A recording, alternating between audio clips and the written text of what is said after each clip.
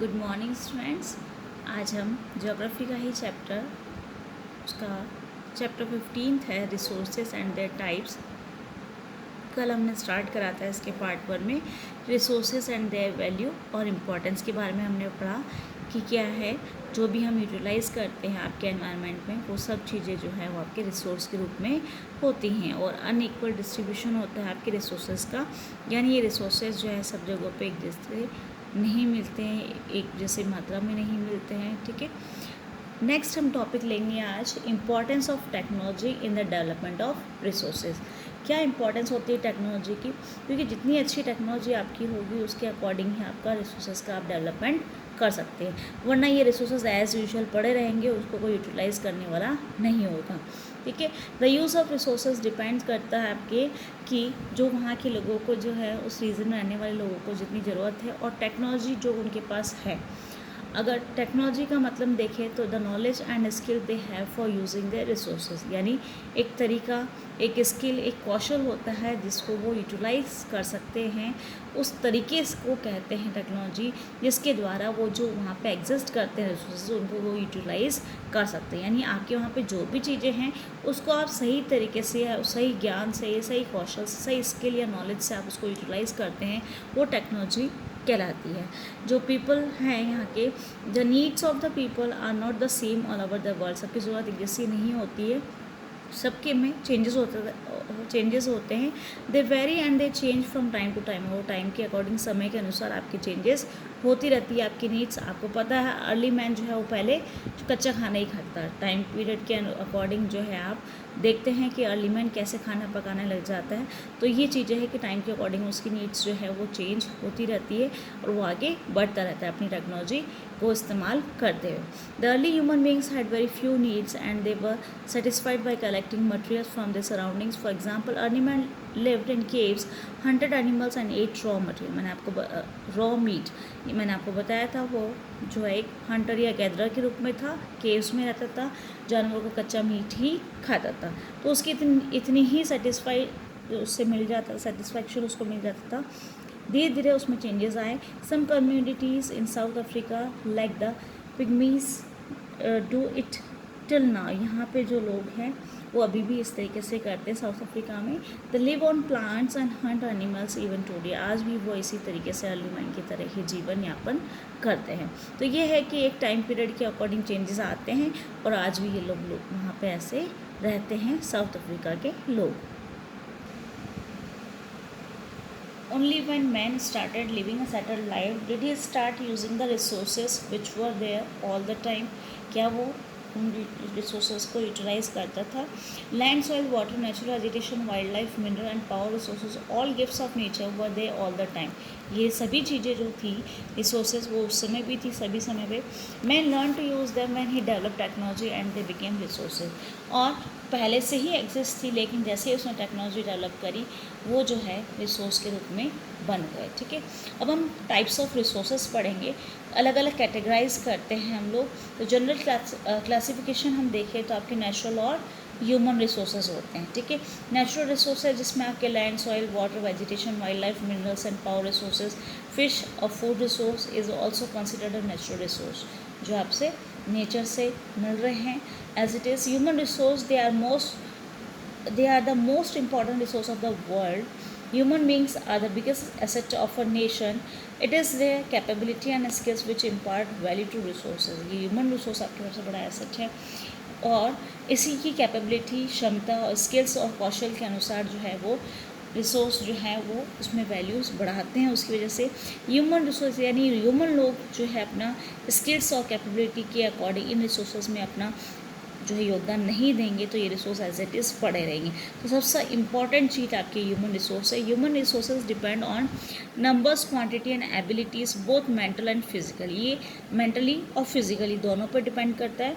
The world has made great studies in development due to education and increase in competence. Competition बढ़ रहा है और development जो हुआ एजुकेशन से, उससे आपकी बहुत सारी स्टडीज़ पे हुई हैं। It is only human beings who are capable of turning all available material into valuable resource. ये ह्यूमन बींग्स है जो कि आपके जितना भी अवेलेबल है आपके मटेरियल, उसको एक वैल्यूएबल रिसोर्स बनाया है उन लोगों ने। ये उनकी स्किल्स और कैपेबिलिटी है, फिजिकल या मेंटल एबिलिटी मान लीजिए उनकी, उसके अकॉर्डिंग। यानी ये रिसोर्स जब तक ये ह्यूमन लोग जो है, ह्यूमन रिसोर्स जो है उनको यूटिलाइज नहीं करेंगे टेक्नोलॉजी के द्वारा, तब तक वो वैल्यूएबल रिसोर्स नहीं रहेंगे, वो एज इट इज़ ही पड़े रहेंगे। तो उसको वैल्यूएबल रिसोर्स बनाने के लिए उस मटेरियल को ये ह्यूमन रिसोर्स सबसे बड़ा अपना योगदान देते हैं। For example, only man has learn to use a natural resource like coal for generating electricity. और हमने ही सिखाया है, सीखा है कि नेचुरल रिसोर्स के रूप में आपके पास कोल है, उससे हमने जनरेट करना सीखा है इलेक्ट्रिसिटी। तो ये है आपकी नेचुरल और ह्यूमन रिसोर्स। ठीक है, ह्यूमन मेड रिसोर्सेज जो कि आपकी मशीन्स है, सिंथेटिक मटेरियल्स है, buildings, houses are resources created by human beings. Human made नाम से पता चल रहा है जो ह्यूमन बींग्स बना रहे हैं। ठीक है, human beings created by human beings from the physical materials available in the environment. जो भी फिजिकल मटेरियल है आपके एनवायरनमेंट में, उसके द्वारा उन्होंने बनाए हैं। Through various institutions like trade, scientific laboratories have also enhanced human made resources. इनके द्वारा भी जो है इसमें और आगे बढ़ोतरी आपको मिल रही है। ये जो कॉम्बिनेशन है इन तीनों का, वो आपके कंट्री के लिए बड़ा जो है एडवांसमेंट होता है, एक ग्रेट आपका डेवलपमेंट में अपने आगे योगदान देता है। तो नेचुरल, ह्यूमन रिसोर्स और ह्यूमन मेड रिसोर्स, ये तीनों आपके लिए डेवलपमेंट के लिए ज़रूरी होते हैं। नेक्स्ट हम पढ़ेंगे classification based on the exhaustibility, renewable और नॉन रिन्यूएबल। रिन्यूएबल रिसोर्सेज ये जो होते हैं वो कंटिन्यूसली आपके यूज़ किए जाते हैं, like first water generation of hydroelectricity does not exhaust the water supply. This water is an non-exhaustible resource. Resources which can renew themselves quickly are termed as renewable resources. For example, solar energy or wind energy. Forest resource is also considered a renewable source provided the rate of consumption does not exceed the rate of the renewability. आपकी ये जो renewable resources है वो दोबारा से regenerate हो सकते हैं, जैसे आपके वाटर है, विंड है, तो ये सब आपके रिन्यूएबल रिसोर्सेज में आते हैं। जैसे आपके फॉरेस्ट जो है वो भी उसमें रिन्यूएबल रिसोर्स में आते हैं। आप जितना भी यूटिलाइज करें, कंज्यूम कर रहे हैं, लेकिन वापस उसको रिन्यू भी आप कर सकते हैं। नॉन रिन्यूएबल जिसको आप दोबारा जनरेट नहीं कर सकते हैं, वो resources, some resources like minerals get exhausted, these are called non-renewable resources. Coal and oil are examples of non-renewable resources. ये दोनों इसके examples है। there is a limit to their availability in the world, क्योंकि वो limit में है आपके पास, और वो एक बार आप यूटिलाइज करते जाएंगे तो वो ख़त्म हो जाएगा। आप उसको दोबारा से एकदम से जनरेट नहीं कर सकते, उसको बहुत टाइम लगता है। Clear? Classification based on the origin. ठीक है, उनका उदय किस तरीके से हुआ उसके आधार पे। Natural resources are divided into 2 categories, biotic और बायोटिक। आपको लिविंग और नॉन लिविंग के हिसाब से आपने पढ़ा हुआ है इसमें।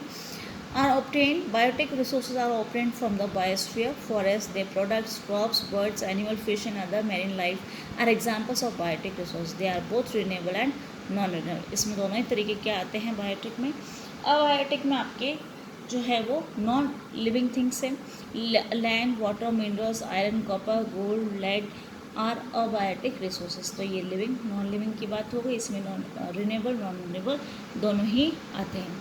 With the help of technology some of the resources have been recycled. आप टेक्नोलॉजी का यूटिलाइज करके रिसाइकिल कर सकते हैं इन रिसोर्सेज को, कुछ को। फॉर एग्जाम्पल पेपर है, आप रिसाइकिल कर सकते हैं। And most metals like iron, silver and gold can be recycled. इसमें से भी मेटल्स भी होते हैं कुछ, उसको आप रिसाइकिल कर सकते हैं। But fossil fuels like coal, petrol and gas are completely exhausted after use. और एक बार ख़त्म हो जाते हैं, वो लोग यूटिलाइज करते हैं तो वो वापस दोबारा से जनरेट नहीं कर पाते आप लोग। Clear? Classification based on their development and use. Another method of classification of resources is on the basis of their development and use. उसको जैसे आप उनका डेवलपमेंट होता है उसके आधार पे और यूज़ के आधार पे देखते हैं। These are resources which are found in a region but are not developed to their full potential. वो वहाँ पे मिलते हैं उस रीजन में, लेकिन उनके पास इतना फुल पोटेंशियल या क्षमता नहीं है उसको डेवलप करने के लिए। ठीक है, वो आपके पोटेंशियल रिसोर्सेज कहलाते हैं। An example is Africa. It has vast resources of water which have not been developed fully. मतलब वहाँ पे ये सब चीज़ें अवेलेबल है, लेकिन वहाँ पे इस तरीके से जो हमें क्षमता नहीं है कि वो उसको यूटिलाइज़ कर सकते हैं। रिसोर्सेज बहुत मात्रा में है लेकिन वो उसको यूटिलाइज़ नहीं कर पाते हैं, डेवलप नहीं कर पाते। ये आपके पोटेंशियल रिसोर्सेज कहलाते हैं। Resources which have been developed fully और actual use are called actual resources. जो डेवलप होते हैं फुली, एक्चुअल यूज़ और एक्चुअल रिसोर्सेज वो कहलाते हैं। जैसे technology available and the cost of production determine the development of actual resources. An example is iron. इसका एक एक्चुअल का आपको एग्जांपल मिलेगा, टेक्नोलॉजी जो कि अवेलेबल है और जो कॉस्ट है उसके प्रोडक्शन की वो उसके डेवलपमेंट पे एक्चुअल रिसोर्स के रूप में मिल जाती है, वो आपके आयरन उसका एक एग्जांपल है। नेक्स्ट है आपके the portion of actual reserve which can be use profitably is called a reserve resource. जो आपको एक्चुअल रिजर्व जो आपके पास है प्रॉफिटेबल उसमें मिलता है प्रॉफिट, तो आपके वो रिजर्व रिसोर्स के रूप में कहलाता है। The development of metal such as iron makes it profitable to use even a low grade और thus a resource becomes a reserve. और उसको आप यूटिलाइज़ कर रहे हो, जैसे आयरन को उसका डेवलपमेंट कर रहे हैं और प्रॉफिटेबल बनाते हैं उसको लो ग्रेड ओर के रूप में, ये आपके रिसोर्स जो है वो बन जाता है आपके रिजर्व के रूप में। तो ये हमने पढ़ा है इसका क्लासिफिकेशन अलग अलग तरीके से। कल हम इसका पढ़ेंगे रिसोर्सेज एंड इकोनॉमिकल डेवलपमेंट के बारे में और कैसे आप इसको कंजर्व कर सकते हैं। हमारे रिसोर्सेज जो हैं उनको क्यों ज़रूरत पड़ती है इनको कंजर्व करने की, और सस्टेनेबल डेवलपमेंट क्या होता है उसके बारे में हम कल पढ़ेंगे।